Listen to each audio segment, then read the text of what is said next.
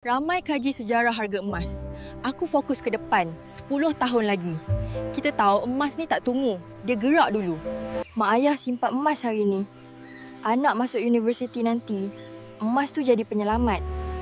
Aman. Impian nak ke Tanah Suci tu mahal. Kalau tak mula simpan emas hari ni, bila lagi? Kahwin, kereta, rumah, semua nak cepat. Tapi aset perlukan masa. Simpan emas sekarang, future you akan thank you. Simpan biasa-biasa, dapat hasil biasa. Simpan emas, dia tak cepat. Tapi dia selamat. Bersara bukan penamat hidup tau. Lepas bersara, boleh hidup lagi 10-20 tahun. Kena ada aset stabil. Emas tu salah satunya. Nak tahu rahsia orang simpan emas? Bukan tunggu kaya, tapi mula awal. Sikit, konsisten. Itu yang jadi. Kalau susah nak konsisten, buat auto debit GAP.